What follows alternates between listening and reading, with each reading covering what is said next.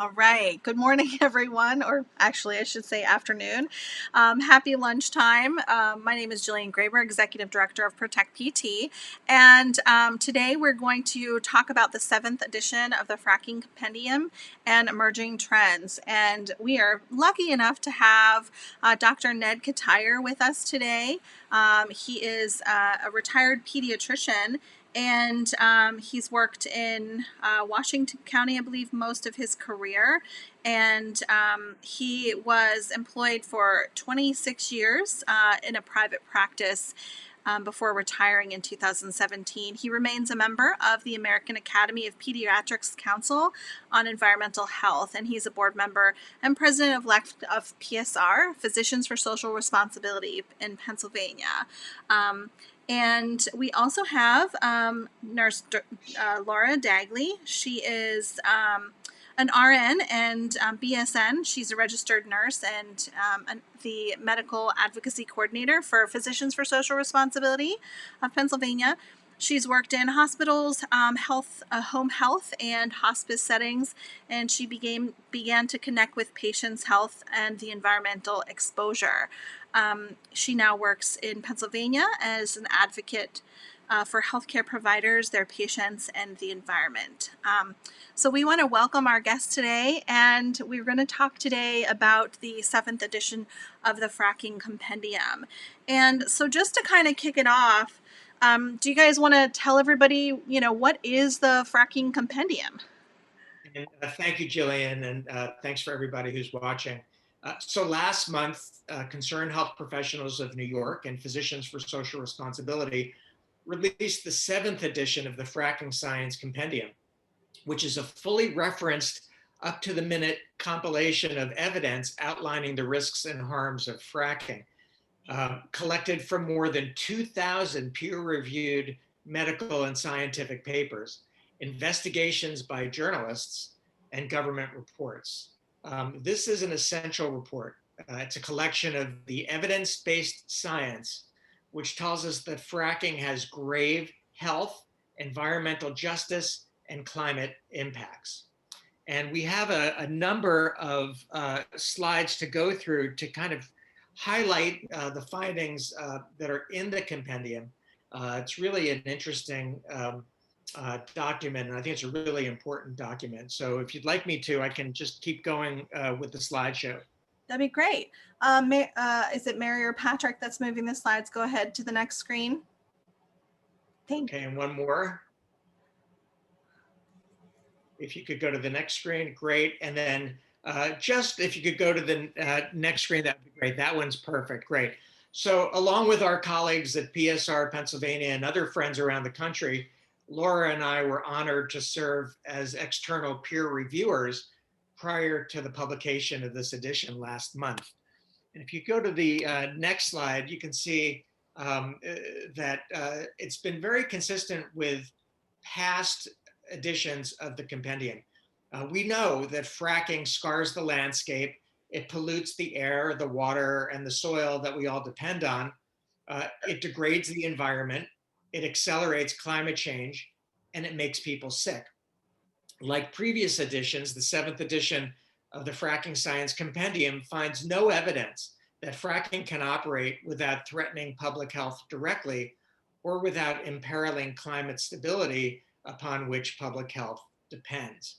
If you go to the next slide, I want to draw everyone's attention to the front section of the compendium, which examines 4 factors currently impeding the North American fracking boom. And I'm sorry about the appearance of the slide. That's not actually how it's supposed to look. But anyway, the first thing that's impeding the fracking boom is climate change. And the scientific consensus that continued oil and gas development is simply incompatible with the urgency of solving the climate crisis and mitigating its harm. It's undeniable that fracking for natural gas, which is a fossil fuel that we use to generate electricity, to heat our homes, to cook our food, to provide the chemical building blocks of plastic and other petrochemicals. We know that fracking for oil and gas accelerates climate change. Instead of being a bridge fuel on the road to renewable energy, fracked gas is a bridge on the highway to climate catastrophe. And the new edition of the compendium makes that quite clear. If you go to the next slide. So there are 15 emerging trends in this document regarding fracking. And the first is that regulations are simply not capable of preventing harm. Next slide, please. In fact, industry rules and government regulations can't fix the fact that fracking is inherently dirty and dangerous and threatens public health. Air pollution with diesel exhaust and fine particles, fumes and vapors, and releases of radioactive material into the environment can't be avoided. Leaks of methane occur at every point of frack gas infrastructure and can't be stopped. And you can't control earthquakes when massive rock formations under our feet are disturbed by horizontal drilling and hydraulic fracturing. Next slide. And the next emerging trend is that fracking and natural gas are incompatible with climate solutions. The next slide shows that we know a lot of things about fracking, and we know that methane leaks like crazy from every part of fracking's infrastructure, from the well pad to the stovetop, and all places in between. Intentional venting of methane, VOCs, and other air toxics is inherent in oil and gas operations and impossible to mitigate. Fugitive methane emissions are at least 2 to 3 times greater than EPA estimates, placing the goals of the Paris Climate Agreement further out of reach. Next slide, please. Frack gas does not reduce the risk of climate change compared to coal. This is a myth that the fracking industry likes to tell. It's false. Fracking is an energy-intensive activity using huge amounts of diesel fuel and methane in order to operate. In addition, accidental leaks and intentional venting of methane make fracking as harmful to the climate as coal. Next slide. Another emerging trend is that fracking and the disposal of fracking waste threaten drinking water.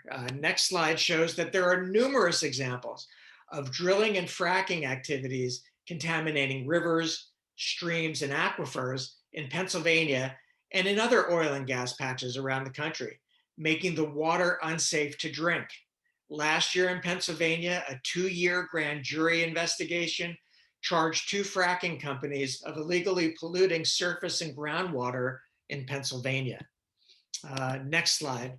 Fracking has an enormous waste problem for which there is no solution. Solid waste and wastewater that flows back after a well is drilled and fracked are contaminated with fracking chemicals, salty brine, heavy metals, and radioactivity. Dumping the solid waste in landfills and injecting the wastewater in injection wells further contaminates streams and aquifers when spilled and triggers earthquakes when buried. Water treatment technology cannot decontaminate wastewater and make it drinkable. Instead, this water needs to be separated from nature forever. The next emerging trend on the next slide, drilling and fracking contributes to toxic air pollution and ground level ozone at levels known to have health impacts. Next slide. More than 200 different air pollutants have been identified near drilling and fracking operations. 61 are classified as hazardous air pollutants with known health risks. 26 are classified as endocrine disruptors, and several others increase the risk of cancer. Common air toxics that produce serious health problems include fine and ultrafine particulate matter, volatile organic compounds, polycyclic aromatic hydrocarbons, aerosolized fracking chemicals, silica dust, heavy metals, carbon monoxide, ozone-forming nitrogen oxides, and greenhouse gases. Next slide. We know that public health problems associated with drilling and fracking include poor health outcomes, respiratory impacts, cancer, heart disease, and mental health problems. On the next slide, multiple studies now show that living near fracking sites can complicate pregnancies and lead to poor birth outcomes like prematurity, low birth weight, small for gestational age newborns, and birth defects. And each one of these have lifelong consequences for children and their parents. The next slide. In addition to the impact on pregnancy and fetal and infant development, fracking is linked to multiple human health problems. Chronic obstructive pulmonary disease and childhood asthma are worse for people exposed to air pollution from fracking. Heart disease in adults is worse. Fracking increases cancer risk in people living close to it. And I just want to back out and just talk a little bit about what's going on here in southwestern Pennsylvania with the cancer crisis. From 2008 to 2018, in 4 heavily fracked counties in southwestern Pennsylvania, David Templeton and Don Hopi of the Pittsburgh Post-Gazette uncovered 27 cases of Ewing sarcoma, which is a rare and frequently fatal bone cancer of childhood. And they also found 40 cases of other rare cancers for a total of 67 rare cancers in children, teenagers, and young adults in a short time frame. The next slide, in Washington County, in fact, if you could go 2 slides more, the next slide, please, the most heavily fracked county in Pennsylvania, and that's where I'm sitting right now, 6 cases of Ewing sarcoma and 30 other rare cancers were counted. And these numbers are far more than would be expected to occur in a similarly populated area over a 10-year time frame. And new cases keep popping up in this region. Parents and physicians are very concerned that pollution and toxic waste from fracking operations may be to blame for this outbreak of rare childhood cancers. The next slide, higher hospitalization rates from cancer, asthma, and heart problems have been documented. Living near fracking sites is linked to other health symptoms, including rashes, fatigue, nausea, sinus problems, and headaches.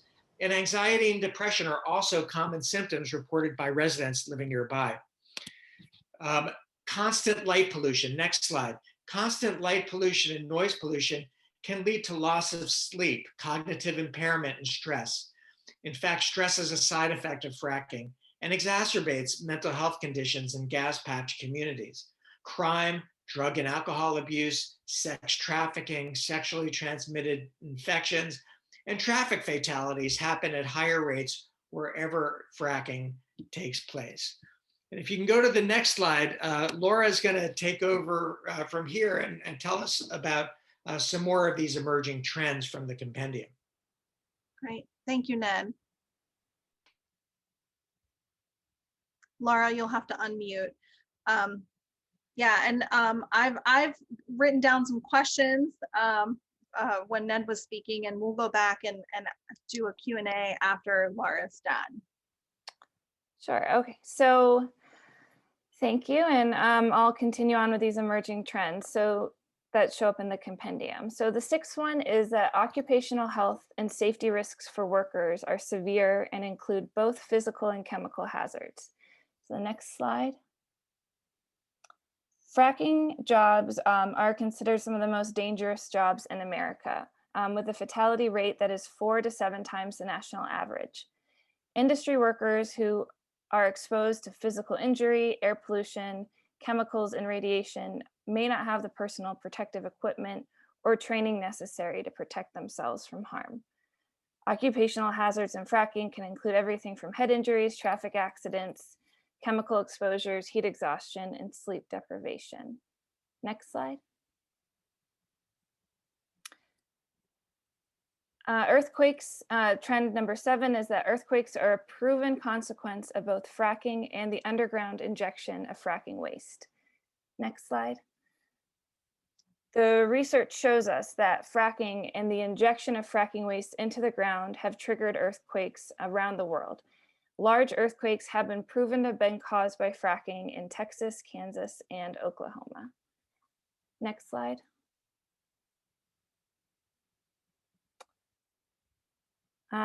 Trend number 8 is that fracking infrastructure poses serious potential exposure risks to those living nearby.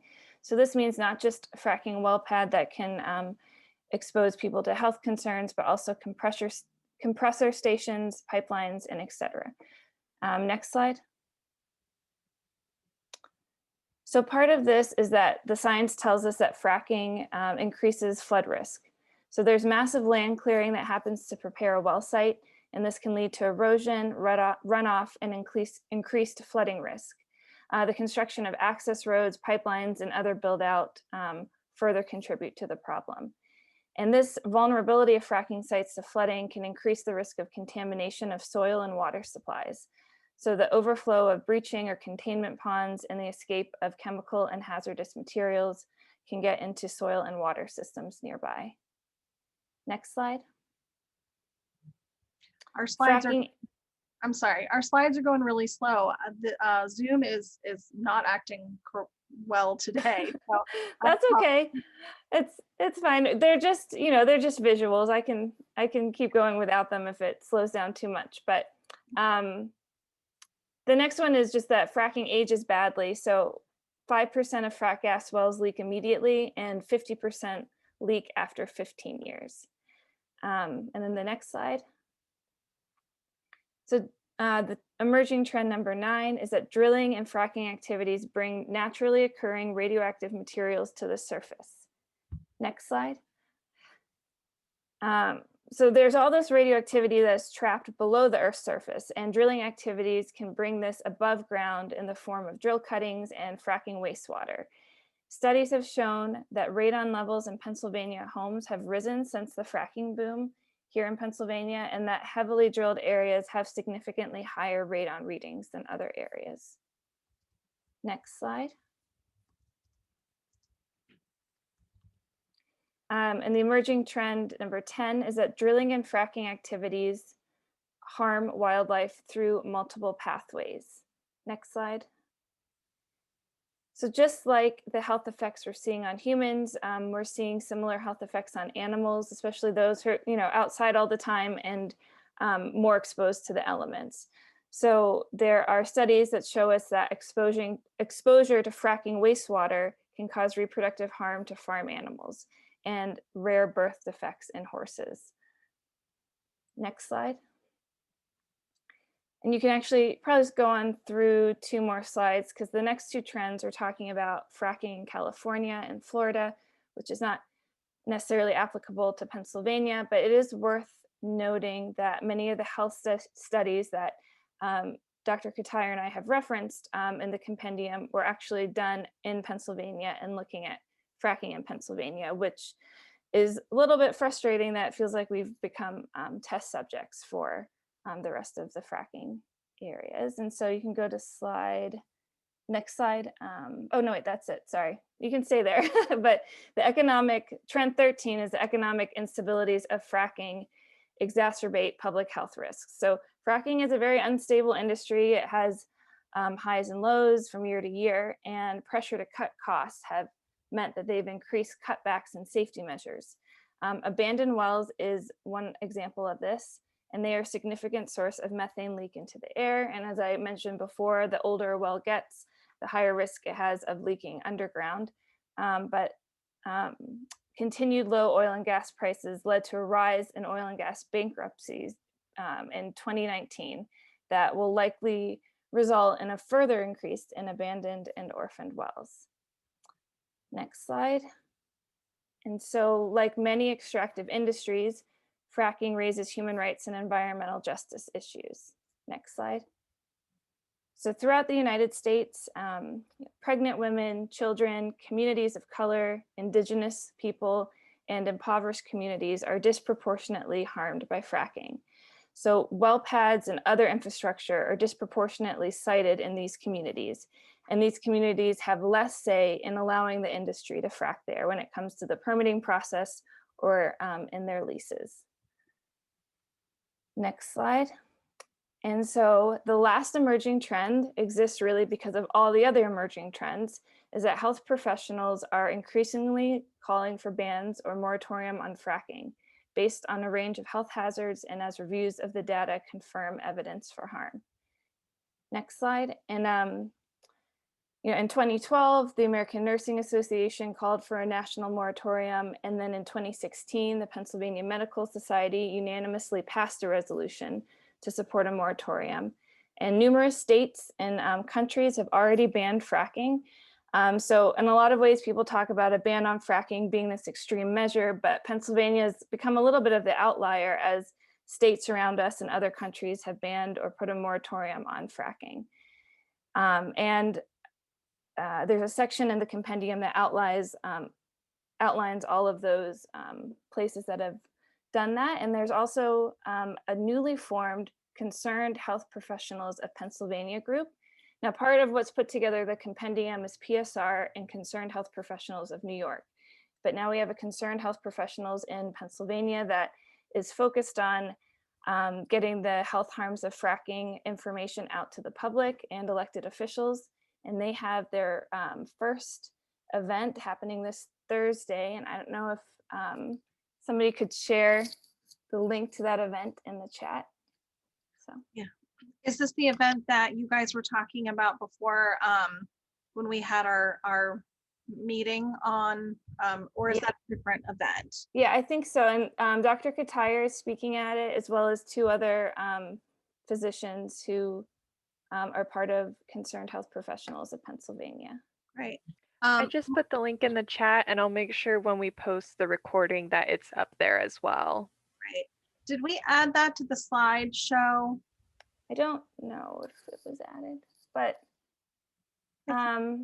if not, Mary's gonna make sure that people have the information.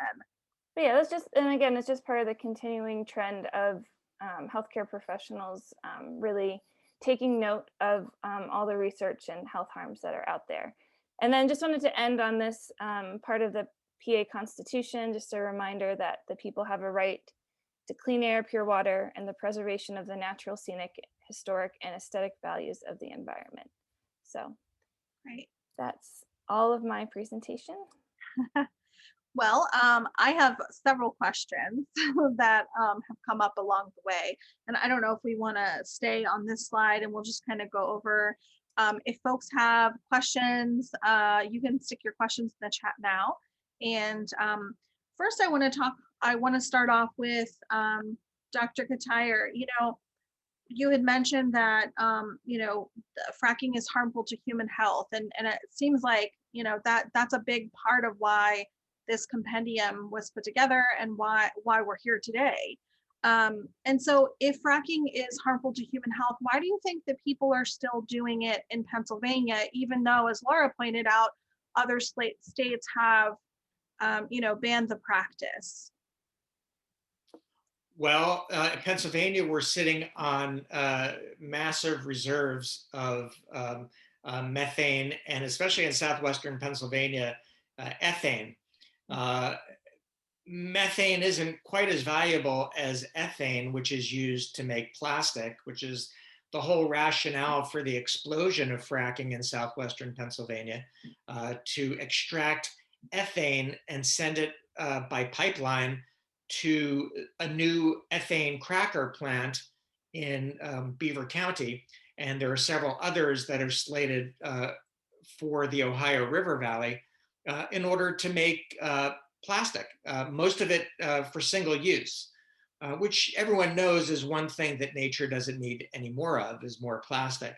But there is a value for the ethane. There's still value for plastic, although communities and even countries are turning against single-use plastic, and the demand has gone down considerably, even before the pandemic started. But that's where our politicians in Pennsylvania are putting all their eggs in the basket of fracked gas. And at a time when the climate is changing rapidly, at a time when the political climate, if you haven't noticed, is also changing, and the new administration is now emphasizing action on climate change, which by definition means less extraction of all fossil fuels, including fracked gas. So, it's just this is where the money is, where it's been. They say follow the money, and our politicians certainly follow the money. The corruption is just off the charts, and that's really what it's all about. Yeah, and I think that's something that we see on both sides. We see people on both sides that are in favor of this industry, even though, as Laura pointed out, with the occupational hazards, I know a lot of the folks in southwestern PA here, around the election, there was a lot of talk about, you know, um, is the new administration going to ban fracking? And some of the rhetoric that we heard was no, that's not going to happen, and because we need the jobs. But as is pointed out in the compendium, these jobs are not safe jobs. So it seems that common sense would be to really try to attract different types of jobs to this area, even using some of the same skills. So, there are a lot of labor unions that are, that are dependent on the fracking industry to give them jobs, these welding jobs for pipelines, jobs for electricians, to hook up the electricity grid to different types of natural gas electric generation facilities, when these same jobs and these same skills could be used for renewable energy industry. So do you have any comments on that, either Laura or Ned? Yeah, the facts are out there. It's clear that transitioning to renewable energy sources and renewable energy infrastructure, whether it's for electricity generation and transmission, or agriculture, or transportation, or materials, we know that that transition is going to create millions of new jobs, cleaner jobs, safer jobs, better paying jobs than the crummy jobs that you get, mining coal, fracking for oil and gas, digging pipelines, scarring the landscape, and so forth. And they always, these politicians always over estimate the number of jobs that are at stake here. And the jobs in renewable energy are far more, and especially if we can increase those jobs, it's far more than in fossil fuels right now. So, the writing is on the wall. People are resistant to change. I get that. But the people who are most resistant are the ones that have the most to lose. And it's not the workers. It's the multinational corporations and wealthy investors who have a lot of their money tied up in fossil fuels, and that has to change. Yeah, and it seems to me that having a job that is more sustainable, having a job that is economically sustainable, something that's not tied to a boom and bust industry, something that is more healthful, working in an industry that's not going to cause damage to your health. All of these things would be a positive, a transition to a positive future for jobs in southwestern PA, and in the country as well. If I can just say one more thing about that, Yeah. is that you can't just say, let's turn the switch over to renewables and not look at the areas that have been exploited for decades and decades here in southwestern Pennsylvania, in Ohio, in West Virginia, in all of Appalachia. And Reimagine Appalachia is something that I think is a really important group looking to bring investment. There's something called the New Marshall Plan to bring new investment in renewables and renewable infrastructure to Appalachia, to southwestern Pennsylvania, Ohio, West Virginia, the areas that have been really, really harmed, the people who have been harmed. That's where the investment needs to go. We have the infrastructure, we have the workforce, we have the education. People here understand energy, and I think people here are ready to go on transitioning the economy to renewables. Yeah, for sure. And we have one comment. Marin says that biogas could travel through the same pipes. We need massive investment in these long exploited areas. And yeah, agreed. You mentioned something about methane emissions, and I know that there was a report that came out, I believe it was last year or the year before, regarding the underreporting of methane emissions. So how could that impact people's health when methane emissions are underreported?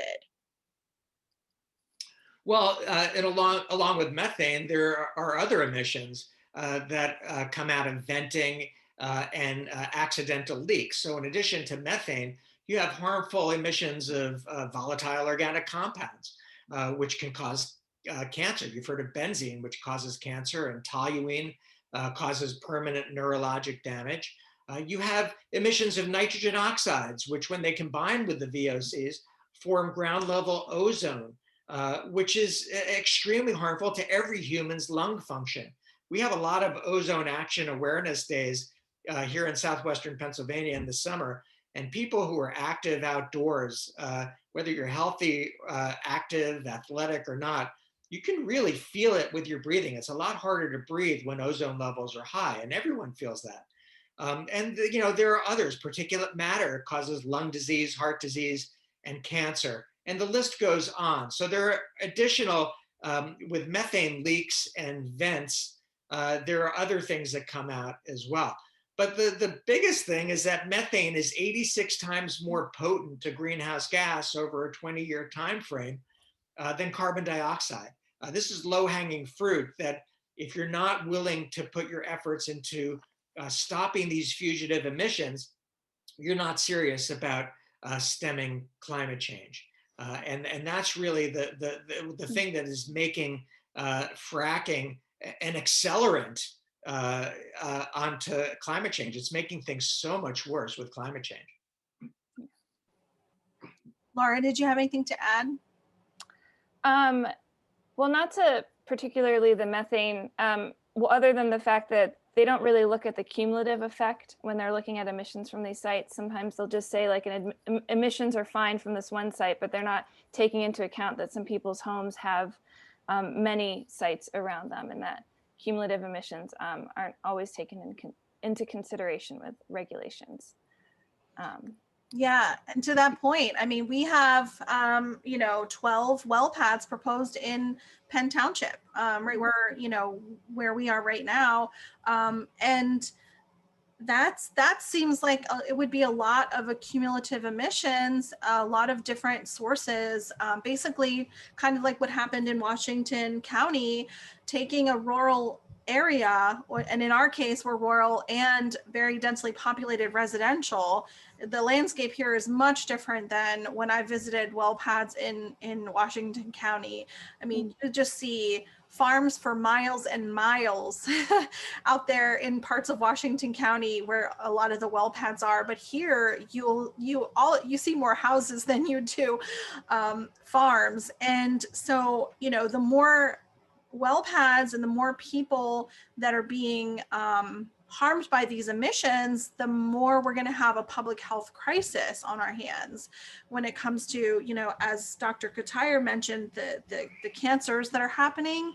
And it seems to me that 67 cases of a rare cancer doesn't seem so rare anymore. That when do we stop calling it a rare cancer when it seems like it's a trend now in our community? Does anybody want to talk about that, Laura or Ned? It's a conversation that we've been having with the health department for almost 2 years now, and it's falling on deaf ears. It really is remarkable, and even more than just a little bit disturbing that that we're having this conversation about rare cancers. They are rare everywhere, but they're more common here. And why is that? And I don't know why. I don't know why there's more Ewing sarcoma here. Is it radioactive waste? Is it chemicals? Could it be, agricultural chemicals? This is an agricultural area. Is it because we have a lot of highways in southwestern Pennsylvania with a lot of diesel emissions? Is it acid mine drainage? Is it emissions from old chemical plants and coal-fired gas plant or coal-fired electricity plants? Is it nuclear waste and nuclear radiation from old accidents? There's a lot of, and uranium dumps. I mean, there's a lot of possible things that need to be explored and need to be investigated. It's very likely that it's fracking. When we talk about all these things with the residents in these affected communities, they say, you know, we've always had agricultural chemicals. The nuclear dump has been there for almost a century. The nuclear meltdown, the partial meltdown in Westmoreland County, that was, 60 years ago. There's something that's new. There's something that's different. These rare cancers are different. And so what is new in that time period? And what's new is fracking. And that's why a lot of people are worried that fracking activity is leading to this spike in rare childhood cancers. And Tammy pointed out that considering cumulative impacts is part of the grand jury's recommendations and needs to be legislated. And I agree, Tammy. Thank you so much for that comment. I also want to mention, here in Westmoreland County, there is a proposal with the Westmoreland Sanitary Landfill to evaporate leachate. From a medical perspective, what do you think are some of the concerns there with trying to evaporate this leachate that, according to Dr. Stoles, who has done testing on the leachate in question, that there's radioactive material, there are chemicals, known chemicals that come from fracking in the leachate. So what could be the possible potential health outcomes from evaporating this leachate in the area around Ross Draver? It's a diabolical plot, isn't it? I mean, what brainiac thinks about taking this toxic material and aerosolizing it where the wind can take it over the trees, across the borders of townships and boroughs, into other areas where children and adults have to breathe anywhere from 16 to 24 times a minute, depending on age and health status, every minute of every day. It's absolutely ridiculous. Yet this is what's being allowed in the state of Pennsylvania. And it makes no sense at all. I do want to make one comment about what you said, Jillian, about following up and acting on the 8 recommendations from the grand jury. I think what the compendium really points out is that you can regulate this industry all you want. It's not going to fix it. And so I think the conclusion of all of us that study this is, it's time to move beyond fracking. We can talk about bans, we can talk about moratoria, but essentially we need to move beyond all that and onto renewable energies and stop relying on fracked gas and oil for our energy needs, transportation, agricultural needs, et cetera. And it seems to me that would be, really the most sensible choice economically, the most sensible choice jobs. It would make the most sense for the health of not only the community, but also the workers, really just make the most sense, and for the planet as well. So it just seems like it would make the most sense all around. I mean, Dr. Ketyer and I are very passionate about this, and so are a lot of other healthcare professionals, which is why we formed this specific healthcare professional group in Pennsylvania about this. And part of it is because we, as healthcare providers, we want our patients to have the best health that they can. And a lot of times, that is helping treat conditions they have. A lot of times, though, it's just educating them on making healthier lifestyle choices. But it's so hard when what's making them sick is in their environment. And you can't just tell somebody to stop breathing or or move, because that's not always a feasible option. So it is, we just feel very passionate that these things need to be taken care of at a higher level. If something in the environment is affecting you that is out of your control, that that's sort of in the hands for the government to protect you from that potential harm. Agreed. And we have another comment. So local immediate downwind residents are largely unaware of the significant health hazards, VOCs, et cetera, that will be emitted by the Shell petrochemical facility once it starts operating. And I think that that's an important point. And to Dr. Ketyer's point of, this is to make plastic. This is not for the benefit of, anybody except people that manufacture and use single-use plastics. So, the companies that make the soda bottles and that use the soda bottles, and then, single-use plastics like the plastic bags and, those types of things that we could probably have an alternative. There are many alternatives out right now, and there's new technology coming out every day. It seems to me to be just a ploy to try to find a use for a product, that being natural gas, that has been significantly decreased throughout, maybe the last decade or so, where people are not using as much. They're, luckily their homes are more efficient. Maybe their furnaces are more efficient. It seems to me to just be, some salesman's ploy to sell more product. Do you guys have any comment about that?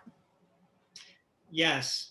Uh, I think I think it's just an excuse to say, well, people are unaware of what's going on around them. I don't think people are unaware.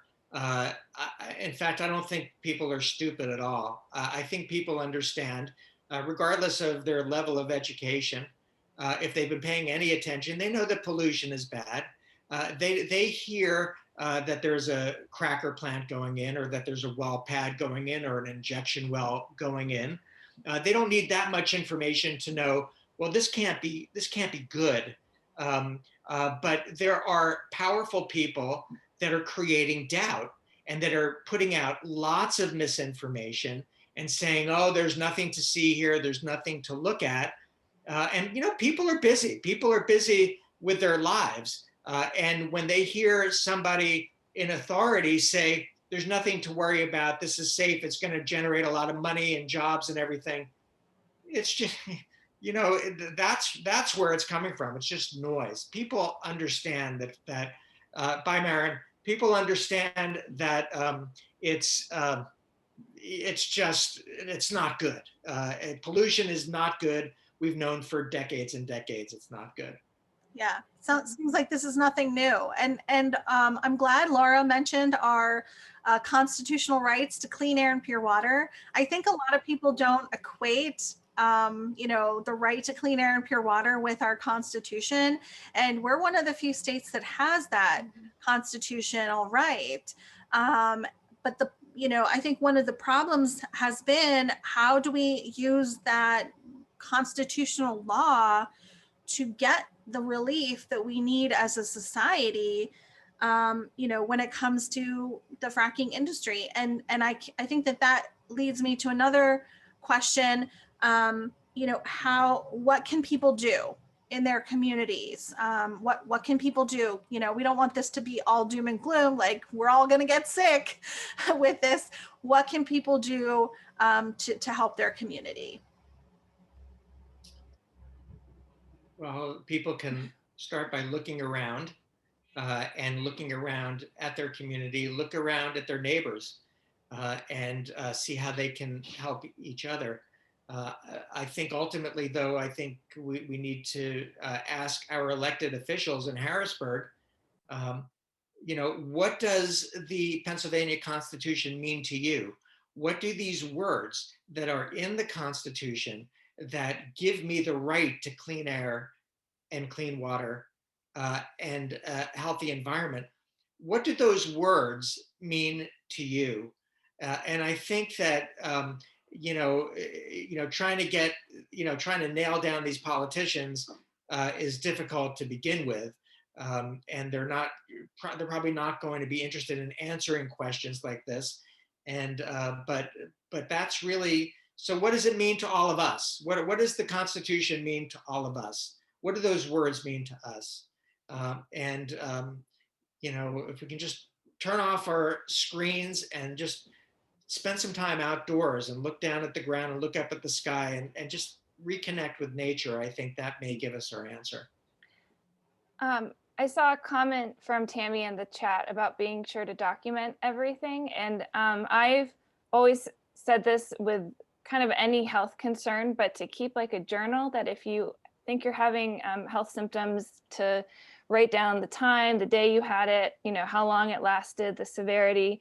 And if you're aware of any kind of fracking activity that's near you, you can also jot that down. And then to report that information, report it to your doctor, obviously, but also report it to the Department of Health. And, you know, just to continue to hold, you know, elected officials accountable to be responsible for this, and let them know that people are, if you feel like you're having impacts, to let them know about it. Don't just talk about it with yourself or on the internet. You need to like really take it to your elected officials. I always talk about like the burden of risk. I know that there's this narrative that is really spun about jobs, like you said, in the economy, but you have to look at really who's benefiting and who's really bearing the burden of risk. And the people who are benefiting aren't the ones who live near these well sites, and the people who live near them, even if, you know, they're getting, you know, whatever kind of mineral rights, they're still bearing all of the burden of risk, where somebody in an office somewhere is the one making the decisions and not having to worry about it. So just keep bringing this information to them so they can't hide from it. Yeah, that's good advice. And to wrap up, I'm not sure if we have any ending slides here. Normally we do have a couple at the end. If whoever's okay, so we just have the wrap up of the 7th edition, all the emerging trends here that we went over today. And if you go to the next slide, there's some more. And we've got a map of all the active oil, unconventional gas wells in Pennsylvania right now.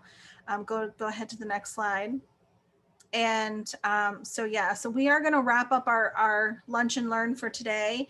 And I apologize again for the technical difficulties. We will post this on YouTube afterwards. But I want to thank Dr. Ketyer and Laura for joining us today, because I think that, you know, highlighting these impacts to our health is important, and also talking about how we can change that. You know, hi Tammy, and you know how we can change that, because we do need to do it for our kids.